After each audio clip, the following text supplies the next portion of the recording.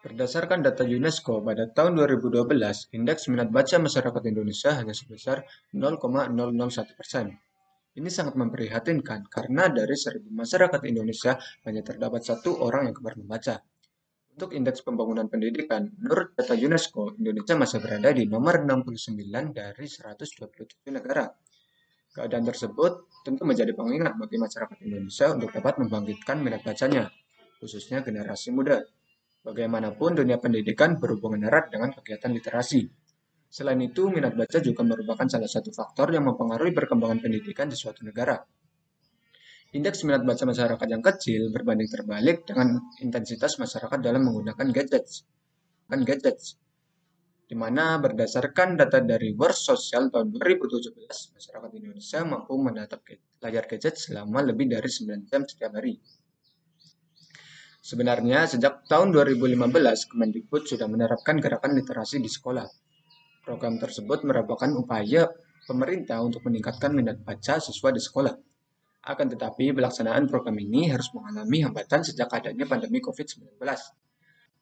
Virus COVID-19 yang merupakan penyakit menular mendorong pemerintah untuk menerapkan beberapa kebijakan baru, khususnya di dunia pendidikan, yaitu salah satunya pembelajaran jarak jauh atau BJJ, di mana siswa diharuskan menggunakan gadgets untuk melakukan kegiatan pembelajarannya.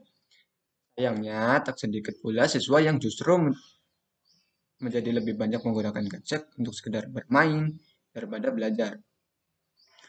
Apalagi pembelajaran juga tidak selalu dilaksanakan melalui virtual meeting, tetapi siswa hanya diberikan tugas oleh guru.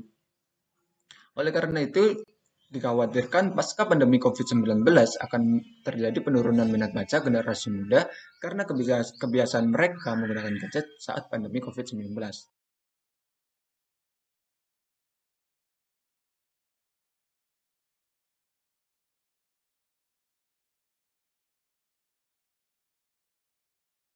Lisaka, literasi bersama kami sebagai solusi menurunnya minat baca akibat pandemi COVID-19. Metode pengumpulan data yang kami gunakan adalah studi literatur, di mana menurut Z pada tahun 2008, studi literatur merupakan kegiatan mengumpulkan data pustaka, membaca, mencatat, kemudian mengolah bahan studi. Metode ini dilakukan dengan membaca berbagai literasi seperti jurnal, e-book, dan juga website pemerintah terkait. Kemudian data yang telah diperoleh akan diolah dan diuji keabsahannya menggunakan metode triangulasi. Metode triangulasi merupakan metode yang digunakan untuk membandingkan suatu data dengan data yang lain, kemudian diuji keabsahannya menggunakan metode lainnya. Data yang telah diuji kemudian dianalisis dan disintesis menggunakan teknik deskriptif argumentatif. Berdasarkan data yang diperoleh, kemudian dihasilkan suatu gagasan baru yang dapat menjadi solusi dari permasalahan yang ada. Dalam hal ini, Lisaka akan dipaparkan secara rinci dan jelas sehingga dapat mengatasi permasalahan penurunan minat literasi generasi muda Indonesia pasca pandemi COVID-19. Aplikasi Lisaka atau Literasi Bersama Kami merupakan sebuah aplikasi mobile yang dapat diunduh di gadget secara gratis oleh generasi muda, khususnya oleh para siswa.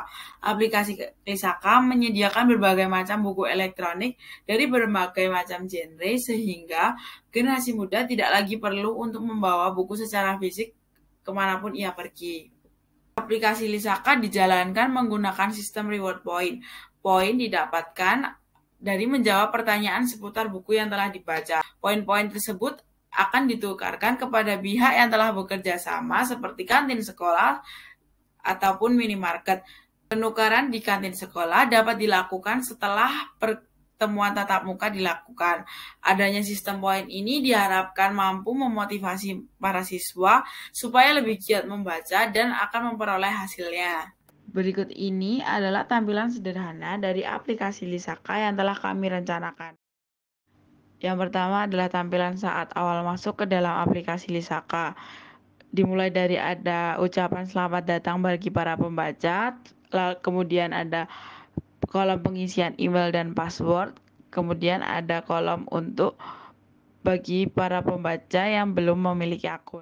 Tampilan yang selanjutnya ialah tampilan menu dalam aplikasi Lisaka yang terdiri dari tampilan menu pencarian berdasarkan genre, kemudian ada cara penukaran ataupun metode penukaran, dan yang terakhir adalah peraturan yang mengatur aplikasi Lisaka bagi para pembacanya. Tampilan yang selanjutnya ialah tampilan menu dalam aplikasi Lisaka yang terdiri dari tampilan menu pencarian berdasarkan genre, kemudian ada cara penukaran ataupun metode penukaran, dan yang terakhir adalah peraturan yang mengatur aplikasi Lisaka bagi para pembacanya. Keberhasilan aplikasi Lisaka tidak luput dari pihak yang berimplementasi dalam gagasannya. Adapun pihak yang berimplementasi dalam gagasan ini ialah para pelajar, guru, dan pemerintah. Diharapkan adanya Lisaka dapat memberdayakan generasi muda di seluruh Indonesia. Selain itu, Lisaka juga dapat dijadikan sebagai program gerakan literasi sekolah yang telah diterapkan sebelumnya. Dan yang terakhir, Lisaka dapat digunakan sebagai bahan pertimbangan dalam penyusunan kurikulum berdasarkan minat baca pelajar.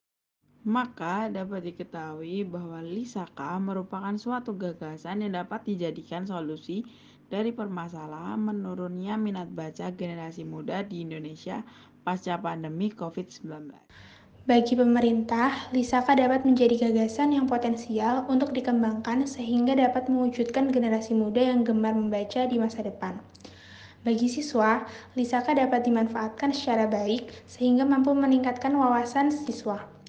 Sedangkan bagi guru, Lisaka dapat menjadi alat bantu dalam melaksanakan program gerakan literasi sekolah sehingga dapat berjalan lebih efektif.